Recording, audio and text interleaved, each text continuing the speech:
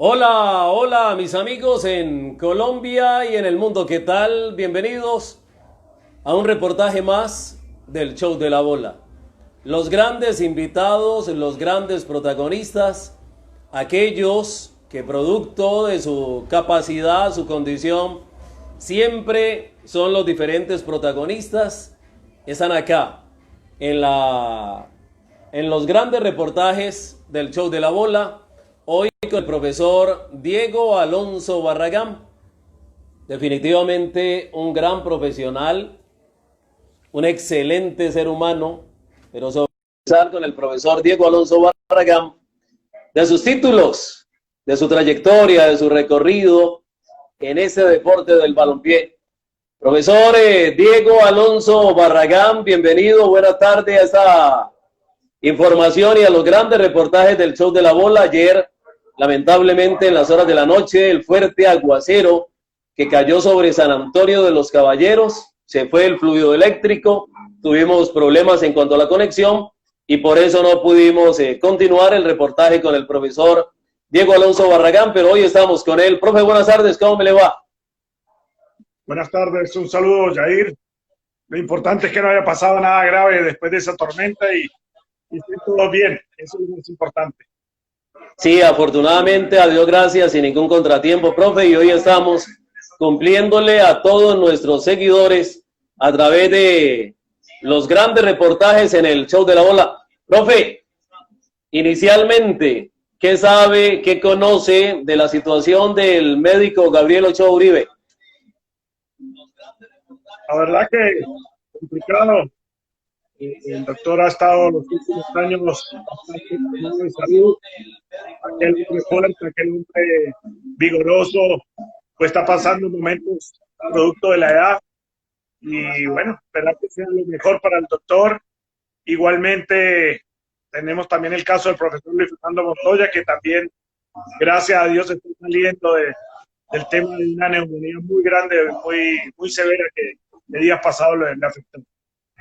Elevamos esa oración y más faltaba esos dos grandes profesionales para que Dios les pueda sanar, les pueda curar. El médico Gabriel Ochoa Uribe, técnico exitoso, ganador, y el profesor Montoya de igual forma.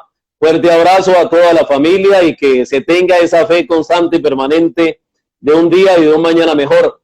Profe Diego Alonso Barragán, hoy le voy a repetir algo que ayer iniciábamos precisamente en nuestro gran reportaje y es la forma, la manera después de conocerse este protocolo, cómo deben de prepararse los jugadores, los equipos de cara a la competencia oficial, profe. Bueno, ayer medio lo estábamos tocando cuando justamente sucedió lo del corte de luz. Generalmente las vacaciones, tenemos que empezar al revés, son de 4 semanas. Alguna vez en España yo tuve la fortuna de tener 6 semanas de vacaciones, ese es llamado el periodo de transición, donde se necesita para que el jugador vuelva a recargar energías. Y bueno, pero imagínense que ahora esta pandemia nos ha llevado, estemos entrando a la semana 14 de vacaciones. Quiere decir que se nos ha triplicado las vacaciones de una manera difícil. Y si antes para comenzar, para que el jugador pueda competir dignamente, se necesitaba de 6 semanas mínimo, hoy tiene que haber una realidad que son 8 semanas que se necesitan para que se haga ese trabajo de acondicionamiento, porque no es fácil después de tantos días de vacaciones, entre comillas, porque es virus vacaciones, como le digo yo, y esperemos para que puedan competir dignamente y no cometamos el error que en este momento están haciendo en Europa, ¿no? Ese entrenamiento mentiroso al cual usted hacía referencia, indudablemente que hay que mejorar y reforzar en muchísimos aspectos para que el jugador, ahora que entra en la exigencia, no vaya a tener inconvenientes desde la parte clínica, profe, en cuanto a lesiones se refiere. Total, es que es un entrenamiento que uno no sabe verdaderamente cuál es el lugar que tiene el jugador para poderse entrenar. Entonces, por eso yo lo llamo así, porque yo veo que hay muchos entrenamientos que lo están haciendo sobre pisos de cemento, que son duros, o de baldosa. Algunos tienen algunas facilidades más, tienen un poquito más de espacio, otros no tienen ese espacio. Entonces son entrenamientos que no son reales. Y además no es lo mismo entrenar a Barragán que a Pedro, que a Juan, que a Santiago. Todo el mundo tiene un entrenamiento diferente. Y atender en un tema de estos a 20, 30 deportistas no es fácil y no puede hacerlo adecuado. Así como Diego necesita 30 flexiones de brazos, lagartija que le decimos, pues Jair necesita 10 y otro necesitará 40 y otro 5. Entonces, eso no es fácil de controlar y no es fácil de llevar. A todo esto ha llevado un problema que nos lo va a decir el día que los jugadores se reintegren, que es el departamento médico, el departamento psicológico y el tema de la nutrición.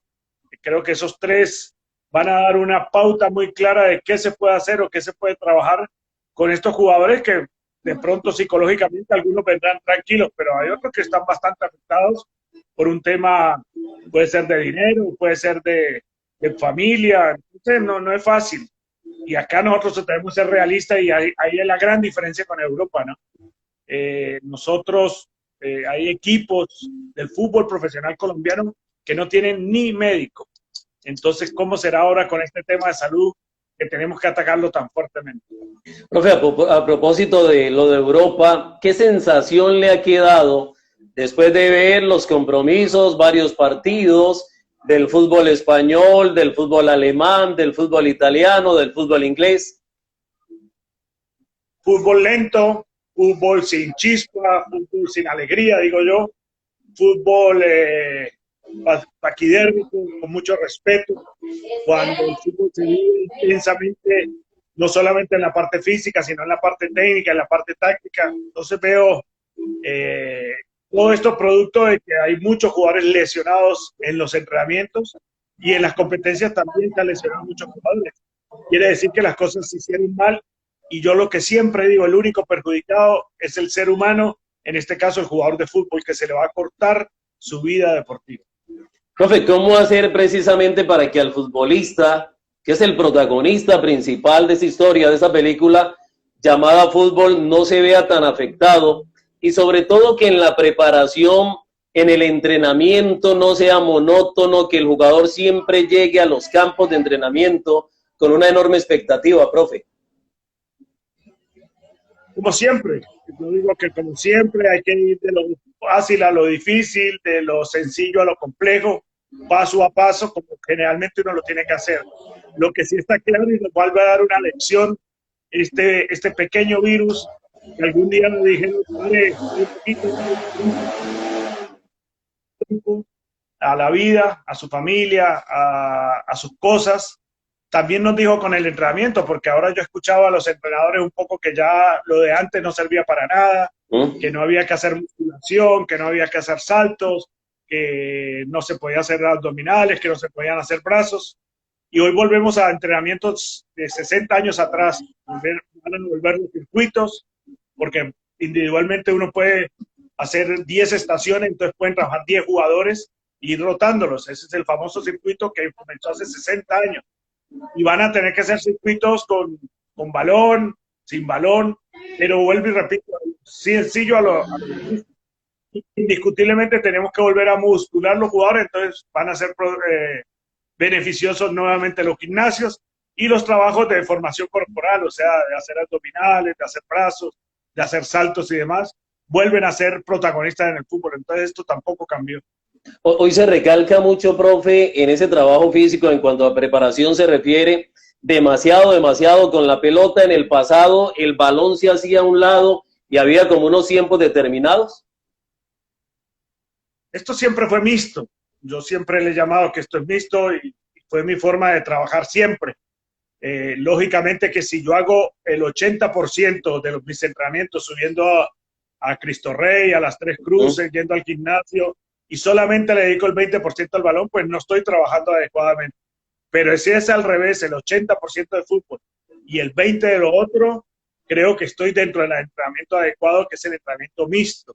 Ahora, ¿qué pasaba ahora? Que se habían olvidado de ese 20%, de que de vez en cuando hay que ir a Pance, de vez en cuando hay que ir a subir montaña, de vez en cuando hay que ir a la playa, de vez en cuando. Pero el 80% sí tiene que ser entrenamientos como yo lo llamo, situación de partido, porque hay que entrenarlo como se debe jugar. Entonces, esto es cuando uno le enseña a un niño a nadar. Uno no puede enseñarle a un niño a nadar fuera de la piscina, en un asiento, enseñándole la brazada, la patada, etcétera, etcétera, haciendo pesas y demás, y después lo tiro a la piscina. Seguramente se va a ahogar. ¿Tá? Entonces, uno debe enseñar la natación dentro de la piscina. Entonces, al jugador de fútbol hay que tenerlo dentro del campo de juego. ¿Eso el futbolista normalmente lo interpreta, lo asimila con facilidad, profe, o por el contrario? Es que nosotros somos docentes, nosotros no somos directores técnicos. Yo creo que es el peor término que le han dado, porque director técnico para mí es cualquiera. Nosotros somos entrenadores y somos profesores, nosotros tenemos que enseñar. Y entonces cuando uno enseña, lo da conocimiento, el jugador le cree a uno. Entonces todas estas cosas hay que explicarle al jugador con bases y argumentos que así se debe entrenar. ¿Para qué? Para conseguir logros. Pero cuando uno llega con multando o poniendo disciplina o creyéndose que uno sabe más que todos y que no llega a enseñar sino a trabajar, que es otro gran error porque esto al fin y al cabo es un juego, yo creo que ahí el jugador le pierde a uno el respeto. Pero cuando uno le gana con el conocimiento, el jugador te respeta.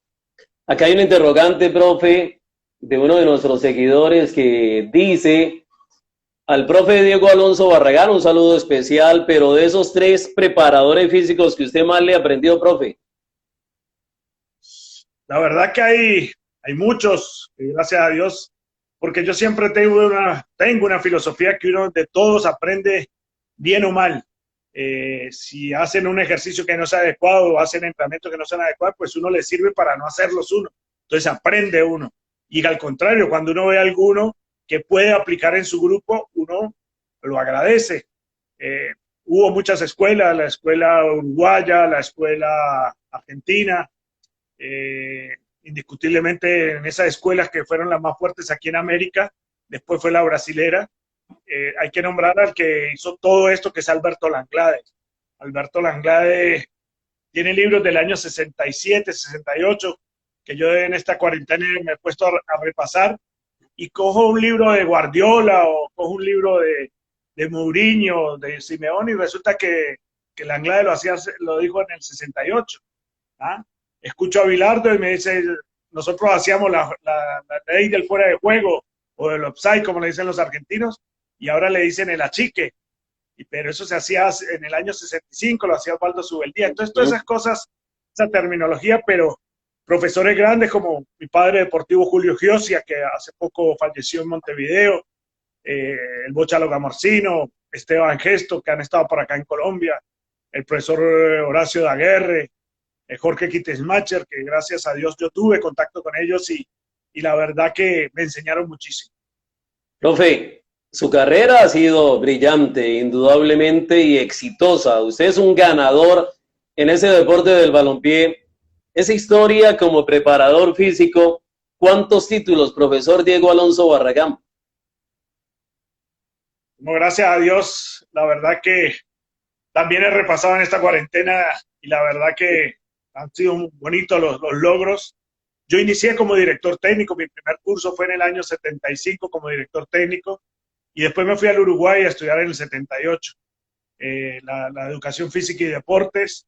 Me gradué en el 81 y ahí, digamos, desde el año 74, 72 que yo empecé a trabajar en divisiones menores, pues siempre tanto con mi colegio, que era el Colegio Pío XII, salíamos campeones, trabajé en las divisiones menores del Deportivo Cali también, en la Escuela Carlos Sarmiento también, en la Liga del Valle, en la Selección Valle, en el año 86 fuimos campeones nacionales a nivel juvenil, y digamos que a nivel profesional hay que nombrar los logros más importantes, que para mí fue Atlético Nacional, haber ganado la Copa Libertadores de América por primera vez para Colombia y para el Pacífico, y haber ganado en América en 7 años y 3 meses que tuve la oportunidad de estar en esa institución, de ganar 6 títulos, inclusive uno de ellos en 4 años consecutivos, del año 99, que ganamos el torneo de la Merconorte, hasta el año 2002, que se hizo la tripleta del campeonato. Igualmente también pues, los pequeños torneos que digo yo, porque nosotros fuimos al Atlético de Madrid y allá ganamos los famosos torneos que se hacen allá, que le llaman Ciudad de Valladolid o el Teresa Herrera, eso también tuvimos la fortuna de ganar con el Atlético de Madrid, y eso lo lleva a uno, el ascenso con el Atlético Bucaramanga fue otro logro, porque no solamente se logró el ascenso, sino ser campeón de la B. Y para mí uno de los logros más importantes fue el Quindío, el Deportes Quindío en el 2005, porque cuando yo fui a dirigir al Quindío, que fue mi primera prueba, digámoslo así, de fuego, eh, lo agarré con 9 puntos de último en el descenso, o sea, en la A, pero de último a 9 puntos del penúltimo. Y bueno, faltando 3 fechas para terminar el torneo, el Quindío se salvó del descenso y le sirvió esos puntos para aguantar 10 años más en la A. Ya en el 2015 o 2016 cayó a la B, que todavía está ahí, ¿no? Esos son de aquellos retos, de aquellos desafíos grandes cuando se asume esa responsabilidad, como por ejemplo lo del Deportes Quindío, profe. Yo creo que sí, esa fue pruebas de fuego, porque yo soy un convencido que uno necesita, lo primero que uno necesita, seres humanos, buenas personas y buenos jugadores de fútbol. Desde ahí empieza todo. Y después, tiempo para trabajar. Y la verdad que en Armenia solamente hacíamos entrenar y entrenar y entrenar, porque no hay más para hacer en Armenia, sino uno va de turismo, porque hay muchos lugares para ir de turismo y no se puede distraer uno en eso. Entonces entrenábamos y aprovechábamos, y la verdad que cuando esos seres humanos buenos, como buenas personas, buenos jugadores, y con el entreno llegamos a vencer ese peligro que permanentemente, todos los partidos íbamos y sabíamos, si empatamos nos vamos para el descenso, si empatamos vamos para el descenso, y resulta que ganamos, llegamos a 28 puntos. Desafortunadamente este fue el primer torneo que con 29 puntos se clasificó al octavo. Si no hubiéramos entrado a los cuadrangulares, que ya, como se dice vulgarmente en el fútbol, la hubiéramos sacado del estadio. No, ni me faltaba, profe. Por estos días, en época de cuarentena, sí que estamos viviendo de aquella parte del pasado, los partidos de selección Colombia, las clasificaciones a las Copas del Mundo. Pero hoy quiero, en este paso a paso, con el profe Diego Alonso Barragán, que nos cuente, profe, cómo fue ese título de Atlético Nacional con el equipo de los puros criollos. La verdad que fue una invitación de un comité ejecutivo, una junta directiva, que nos invitó a un proceso que fuera netamente nacional, de jugadores nacionales, criollos, los cuales aceptó gustosamente Maturana, y cuando Maturana me invitó, enseguida le dije que sí, que ese era el reto que me gustaba. Además que los directivos nos ponían que lo más importante era dar espectáculos en los estadios, y que no les interesaba títulos, sino estar en mitad de tabla para arriba, pero que el equipo fuera querido, que fuera un equipo que jugara bien al fútbol para que la gente se divirtiera. Y creo que acertaron, nos dieron ese apoyo, y esto comenzó en el año 87.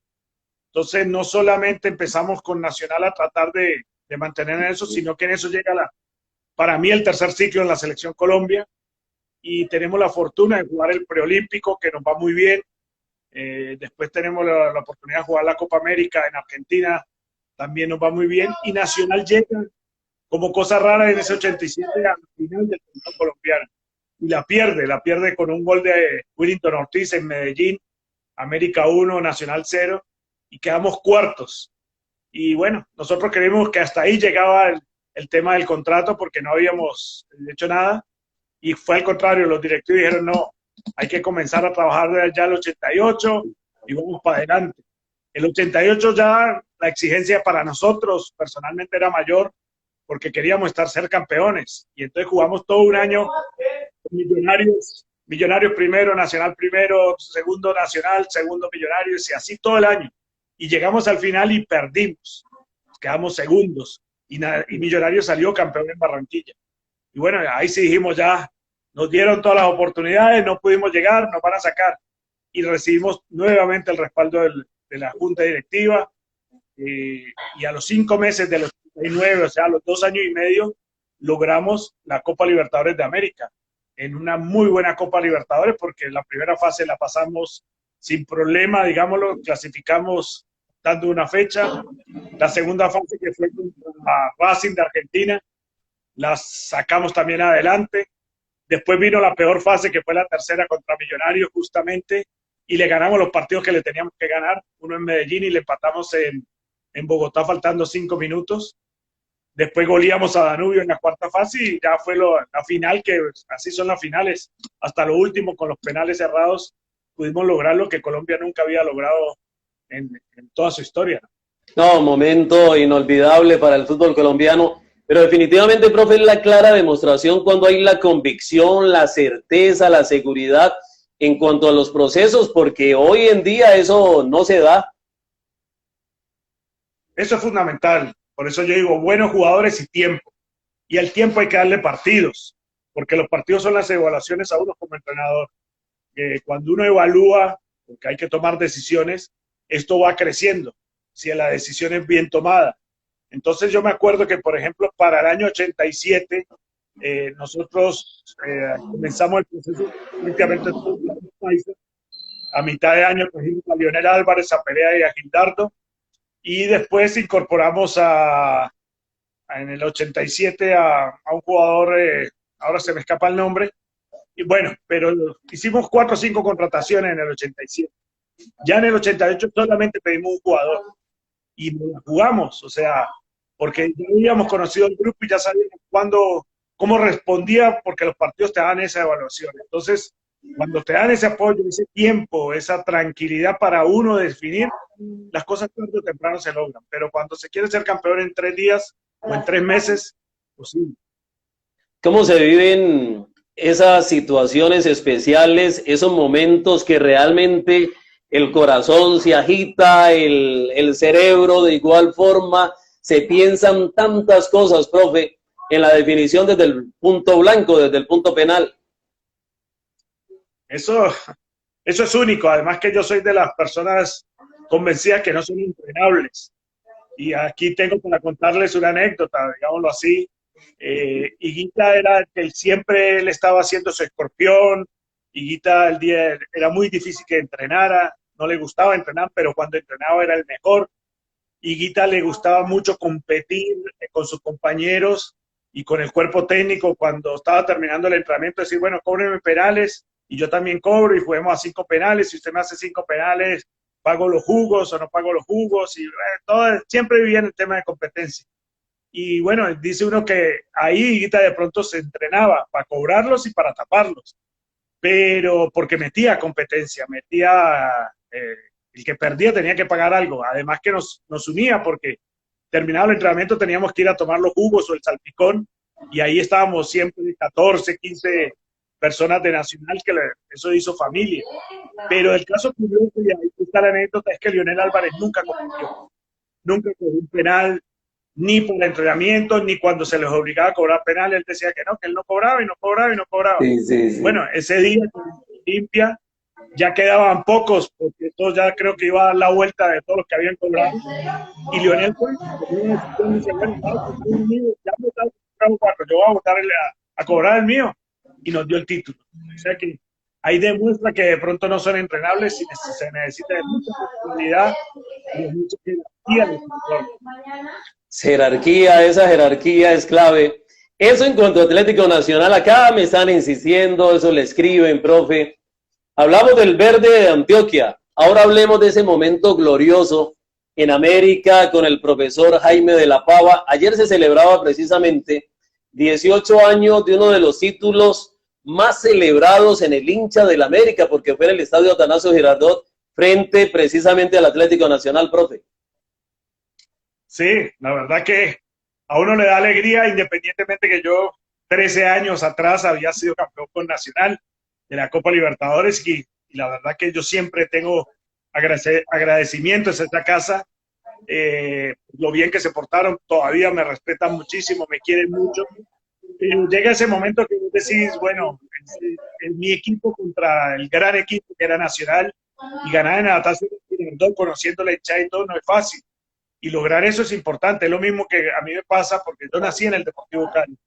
Y cuando gano el primer título con América, acá en el 92, con Pacho Maturana, me toca jugar el partido final con el Deportivo Cali.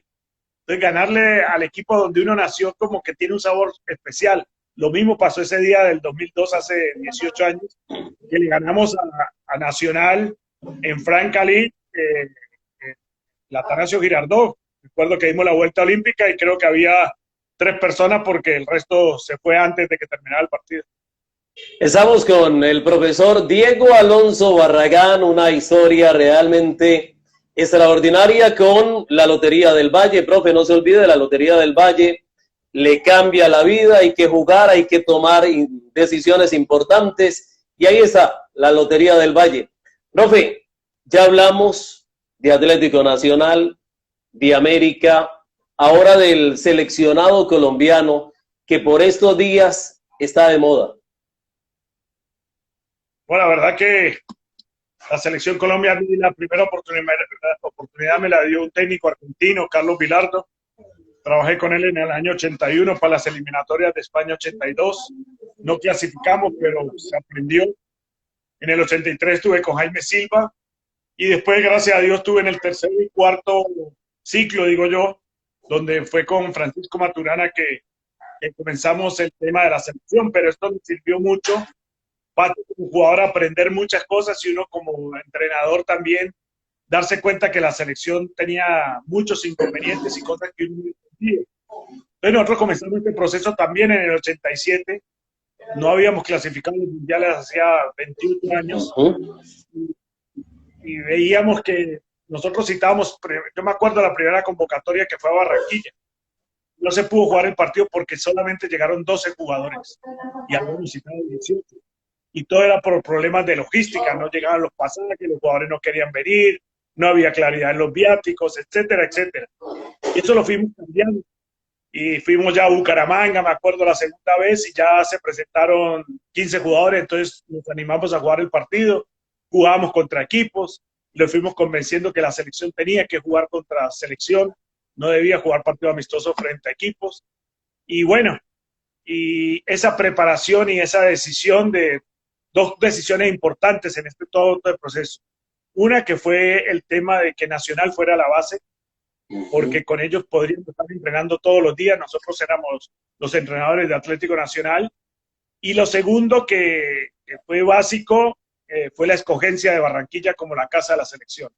Y hoy vemos con gratitud porque todavía sigue siendo la casa de la selección y no la escogimos por capricho, sino por unas ideas claras, primero en la forma del colombiano, que somos alegres, y mejor ciudad de alegría que Barranquilla no la hay. Uno llega a Barranquilla y es otro ambiente, es otra, una felicidad permanente. Lo segundo, digamos que en la parte política, Maturana escoge la cancha del Metropolitano porque es la cancha más amplia del fútbol de Colombia. Y vemos que los equipos no se pueden encerrar. Entonces no nos podían venir a encerrar. Y Colombia era un equipo que proponía ataque, jugar, y es muy difícil cuando se te cierra. Entonces en el Metropolitano no era fácil. Y en la parte física que me correspondía a mí, agarré el tema del calor, porque yo veo que la altura es muy fácil. El calor no es fácil. El calor también hay que agregarle el 70% de humedad. Entonces calor más humedad, y después uno hace amigos uruguayos, argentinos, entonces Simeone, y me decía, no nunca de Barranquilla, porque uno llega a Barranquilla y no quiere salir del hotel, quiere estar metido porque hay aire acondicionado. Pero cuando uno va a ese infierno, la verdad que es un infierno y uno va a hacer. Entonces, tenemos que acertarnos y por eso la selección llegó a clasificar después de 21 años mundial, que comenzó en el 87, y eso nos sirvió para ir a 3 mundiales consecutivos, que hoy es un récord, ¿no? Bien o mal es un récord para el fútbol colombiano. Es que Barranquilla definitivamente, profe, terminó siendo la gran casa del seleccionado colombiano, pero de igual forma un fortín enorme. Total, total. Además que el estadio, uno después con las investigaciones, el estadio está un poquito más bajo del nivel del mar, un poco más bajo. Y cuando el estadio le hacen la construcción, lo encierran más. Y cuando se es una humedad, está ahí permanentemente. El horario a las 3:30, el sol está como a las 12 del día.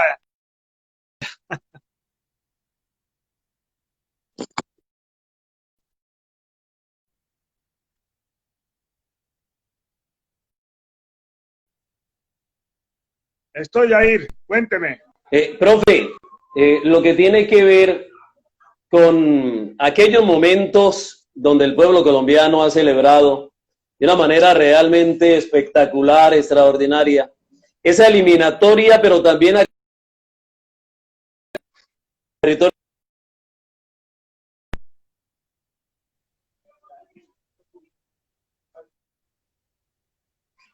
Tuvimos problemas de conexión de ahí.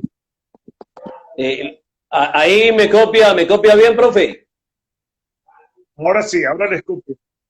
Sí, le decía, profe, de esos momentos de gran celebración en nuestro país, aquel camino que ustedes recorrieron, esa eliminatoria importantísima, llena de buen fútbol, de espectáculo, de goles, de escenarios deportivos, tanto de local como de visitante, la casa llena, pero ese 5-0 en territorio argentino, inolvidable, profe, que aún existe y se palpita en el corazón de cada.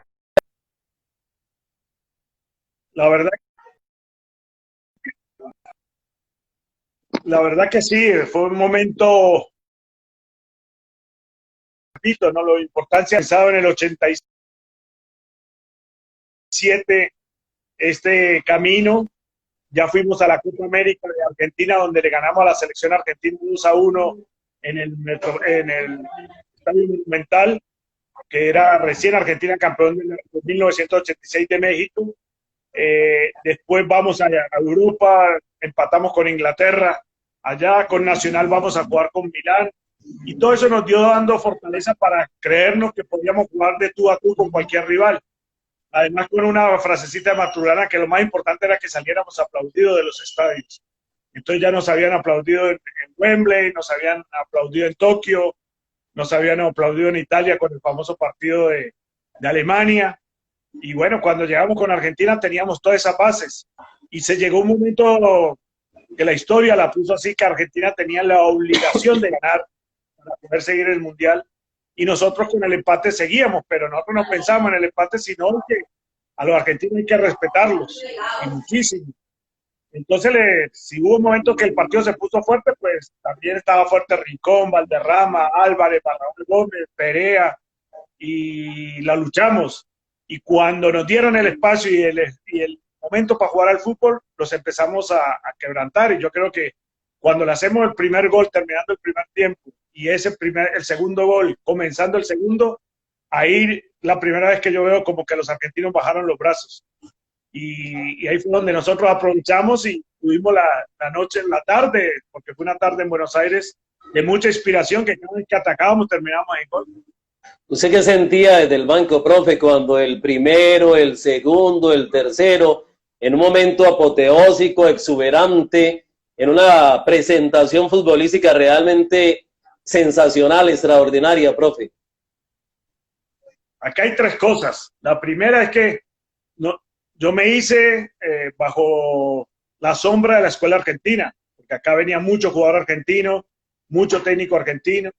Uno, para conseguir unos guantes de arquero había que comprarlo en Argentina. Si uno necesitaba Adidas, zapatillas o tenis o camisetas, había que comprar en Argentina. Acá no se conseguía.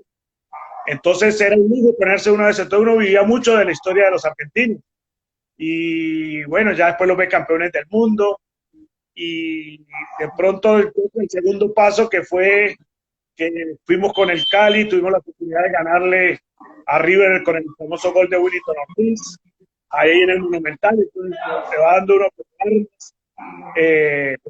tiene que respetarlo. Ganamos a la selección de Bilardo con Maradona incluido en la Copa América, y después llega un momento en que después del partido del 2-1 en Argentina, con Maradona en la cancha y demás, no sé cómo, porque los últimos 15 minutos de ese partido fue terrible. Creíamos que nos ganaban, nos pasaban por arriba. Entonces fue una de las indicaciones de todo el cuerpo técnico de Maturana, de que no celebrábamos los goles sino con prudencia, porque los argentinos no teníamos que provocarlos, teníamos que respetarlos. Y viene el primer gol, entonces lo celebramos, pero normal, el segundo también. Pero el tercero yo le dije a Maturana, perdóname, pero yo sí voy a celebrarlo, y me levanté del banco y fui a celebrarlo porque no lo creía. O sea, con toda esta historia 3-0 en la Argentina, no lo creía. Y habíamos tenido otro problema antes, 3 meses atrás, con la Copa América, que nosotros nos llevamos a Asprilla, justamente porque Asprilla venía de jugar en Europa y le dimos descanso y le dijimos haga lo que quiera. Y nos criticaron mucho, que por qué no habíamos llevado a Asprilla, por qué, y nosotros sabíamos que necesitábamos recuperarlo para que nos diera el mayor potencial en la eliminatoria. Porque aquí hay una gran verdad, uno gana la Copa América y no va al Mundial, es un fracaso. Pero uno no gana la Copa América y va al Mundial y triunfa. Entonces sabíamos que lo más importante es el Mundial y eso te lo enseña la experiencia. Entonces vamos y Asprilla viene en su mejor momento en la eliminatoria y se manda ese cuarto gol de factura que todo el mundo se tiene que acordar, y para mí fue como, o sea, que era que no nos habíamos equivocado, y con mayor razón, ese sí me fui hasta la cancha, creo que me alcancé a meter a celebrarlo porque me parecía mentira todo lo que estaba sucediendo y porque un poco de la revancha de Faustino Asprilla. Estos momentos definitivamente que mucha gente desconoce en el proceso de Selección Colombia, ese equipo de Atlético Nacional, ganador de Copa Libertadores de América, y hoy un protagonista de esa bellísima historia, difícil de olvidar, pero siempre habrá que recordarla, el profesor Diego Alonso Barragán. Profe, en ese proceso, ¿cómo hicieron para concientizar y mentalizar el grupo que realmente se podía? Porque es que hoy hacemos el símil. Hoy en Selección Colombia la base son los jugadores de afuera, aquellos que están en el exterior, pero en ese pasado no era así. Yo creo que fundamental haber encontrado un hombre como Maturana, donde lo primero que nos preocupaba era el ser humano, o sea, que fueran excelentes personas. Nosotros nunca quisimos llevar a la selección a alguien que tuviera una vida de loco, entre comillas, sino que fueran buenas personas, buenos amigos. Segundo, que jugaran bien al fútbol, porque decíamos los 11 tienen que jugar bien al fútbol. Y era un poco que de Higuita no lo entendían, pero hoy la historia dice que el arquero que no sepa con los pies es un arquero que no sirve en el fútbol actual, o sea, Higuita cambió la historia.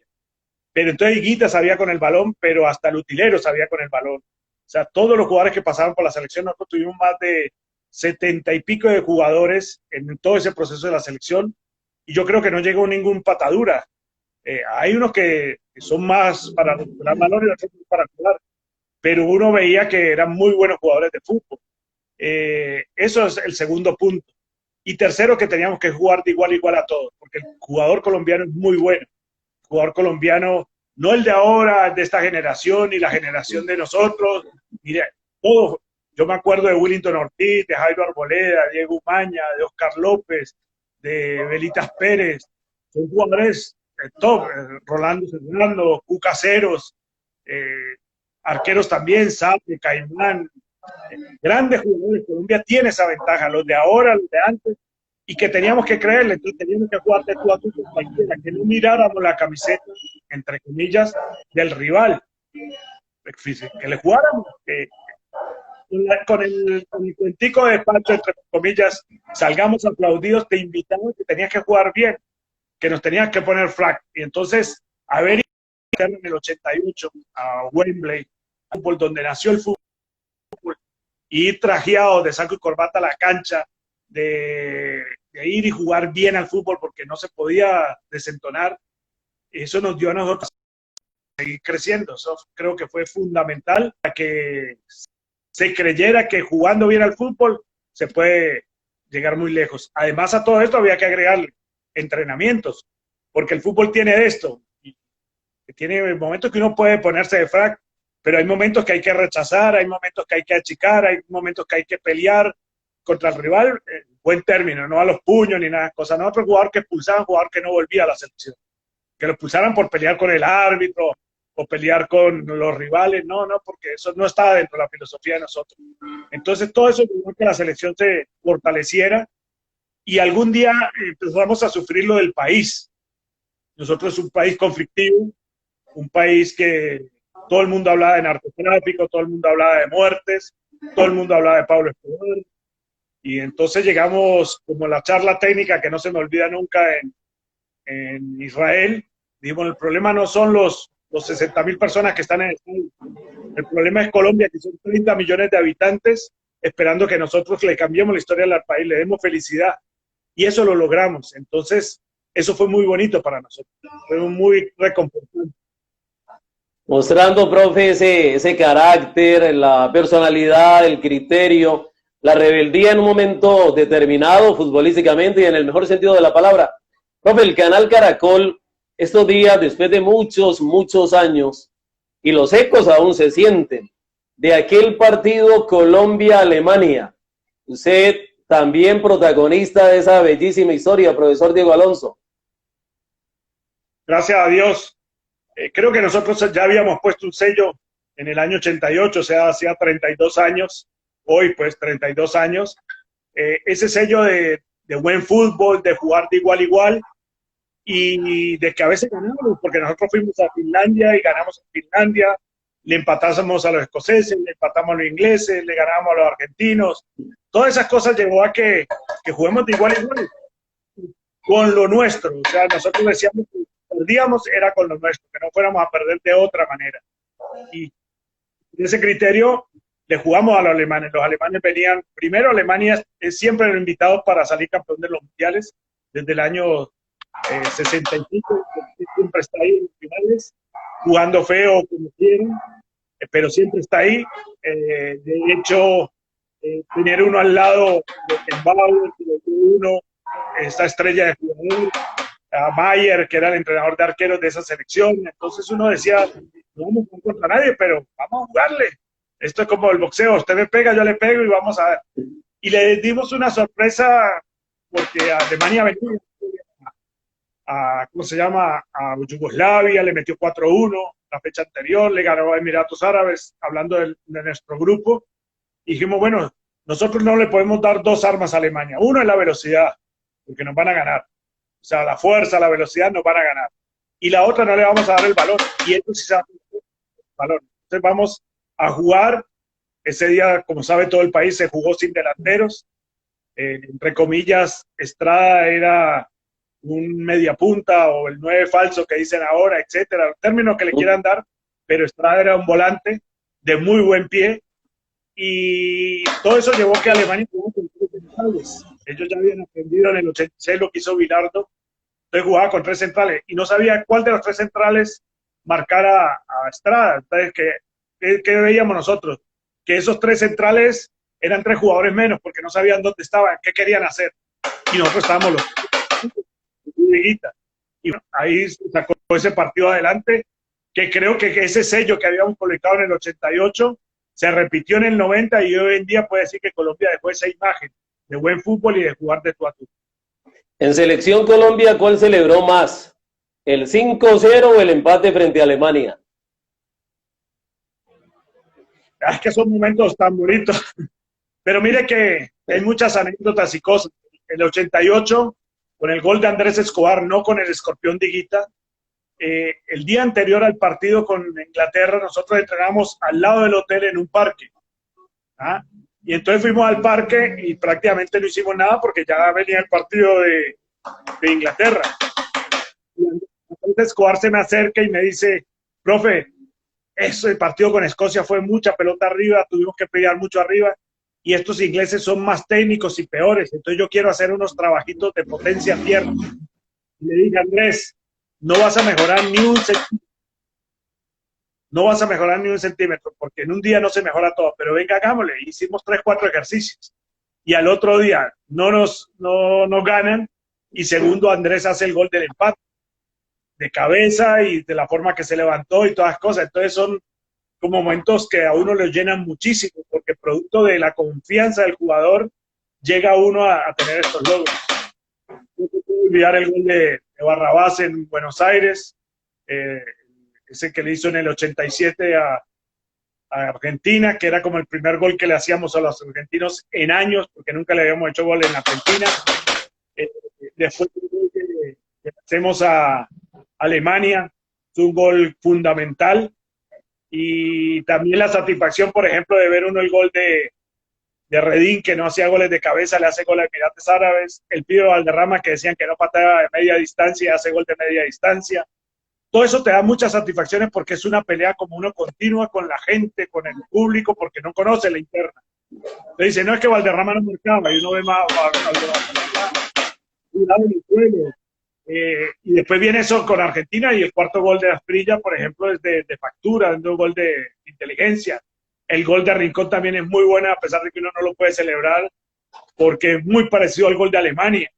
Entonces uno ve que todo esto es producto del trabajo y por eso le da uno, no puede decir este gol fue el que me llenó, sino que todos te dan un pedacito donde te llena y te da orgullo de que fue un trabajo planificado y bien hecho. Alegría, orgullo, satisfacción, emociones diversas, habidas y por haber. Eso en cuanto a la parte positiva. El momento de tristeza, de dolor, de nostalgia, que realmente le marcó, profe. A todo esto quiero, antes de pasar a ese momento dramático, creo que haber terminado 5-0 con Argentina y ver a todos los exjugadores, yo no le digo exjugadores, a todos los jugadores argentinos que pasaron por el fútbol de Colombia, fueron al hotel a saludarnos. De Millonarios, de Santa Fe, del Cali, del América. Usted llegaba y decía, ve, apareció Juan Carlos Layana, que Layana había jugado en los 60, Sí, y sí. todos felices porque Colombia había ganado. Eso fue una gran satisfacción, que toda esa gente fue a reconocer todo lo que Colombia les había dado, entrenadores, jugadores y demás. El No, y momento pequeños único, detalles, profe, de la historia que muchos, y entre ellos incluye uno, desconoce, pero que hoy usted nos ha puesto al día con muchas situaciones que pasan en el antes, en el durante e incluso hasta en el después de un equipo de fútbol, de un seleccionado colombiano, en un entrenamiento, en un camerino y en la misma competencia, profe. así es, eso creo que fue de los momentos bonitos. O sea, primero yo conocí a varios jugadores porque había estado en el Cali, conocí muchos extranjeros y en América, pero ver el desfile de una cantidad de jugadores estrellas que pasaron por nuestro fútbol y entrenadores y a decirle y a valorar lo que Colombia le dio a ellos como jugadores, ¿no? Que los trataron bien, que era un país maravilloso y arriba que no le tocó a Willington Ortiz, no le tocó a Rolando Serrano, pero sí le tocó a otra generación y ellos vivían felices con eso. Y eso fue una gran satisfacción. Ese momento dramático es como que te habían quitado. Lo de Andrés Escobar fue una cosa que todavía no entiendo, me parece infame, me parece desagradable.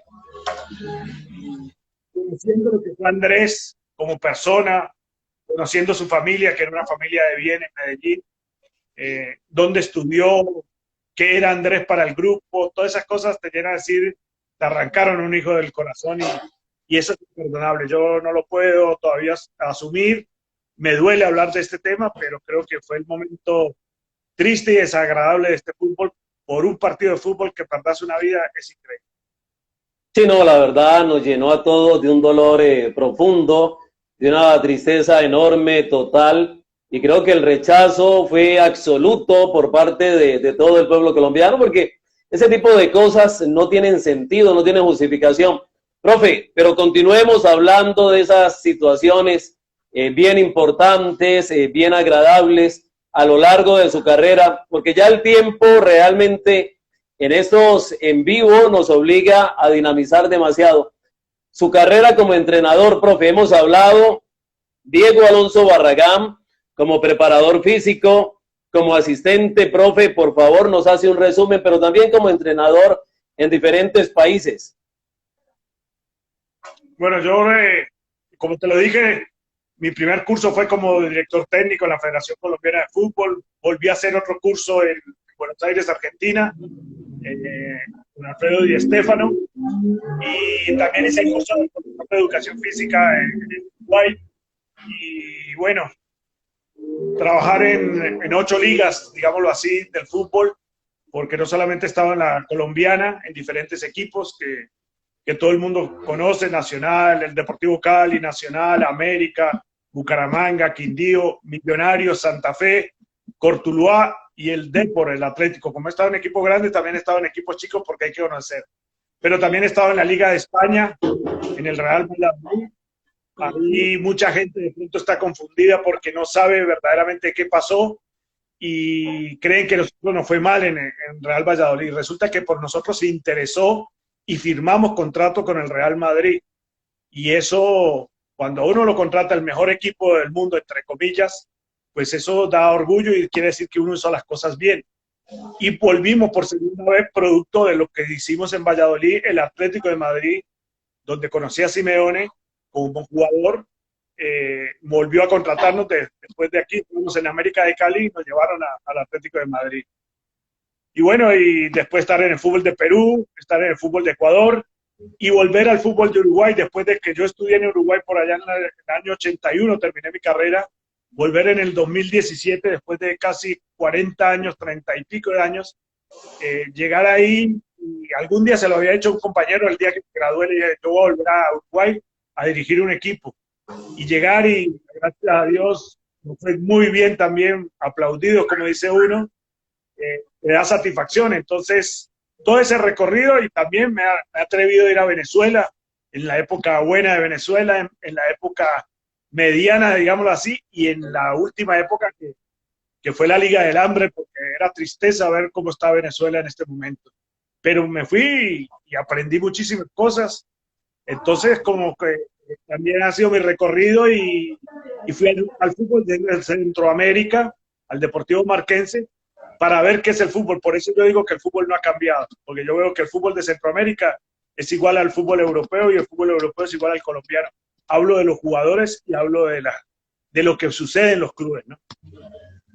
Pues profesor Diego Alonso Barragán, se lo digo con toda la honestidad, con toda la sinceridad, para mí ha sido un motivo de orgullo enorme, una satisfacción enorme, porque realmente tener un profesional de esa calidad humana como usted, hoy invitado en los grandes reportajes del Show de la Bola, y quiero decírselo en esta transmisión en vivo, quisiera próximamente otro reportaje con usted, profe, para hablar de lo táctico, porque hemos hablado de la historia, de muchas situaciones de vida del profesor Diego Alonso Barragán, pero no hemos profundizado en la pelota, en lo táctico, en todos esos conocimientos que indudablemente todos nos vamos a enriquecer.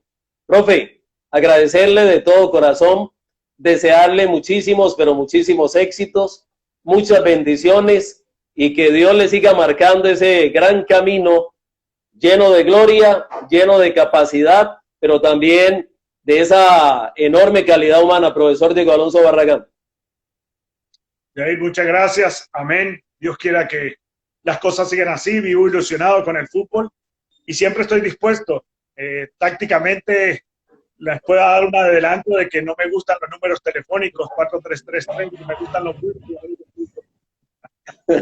Un abrazo, profe, buen viento y buena mar. Igualmente, un abrazo muy grande.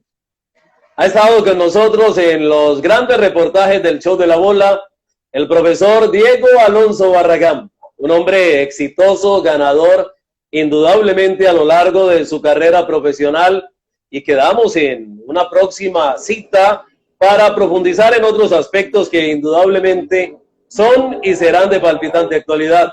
Gracias a la Lotería del Valle, que cambia tu vida, a Colombina, el sabor es infinito, de igual forma Café Águila Roja, calidad certificada, a Supermercados El Rendidor y Renditiendas, donde brindamos siempre lo mejor. Nuestros patrocinadores, el próximo lunes tendremos el sorteo de la camiseta original del Deportivo Cali del volante Johan Manuel Valencia, y Joe Cardona estará desde territorio mexicano en los grandes invitados del Show de la Bola. Profe, un abrazo a nuestros seguidores, mil y mil gracias, buen viento y buena mar, hasta una próxima oportunidad. Abrazo. Chao, profe. Chao, chao.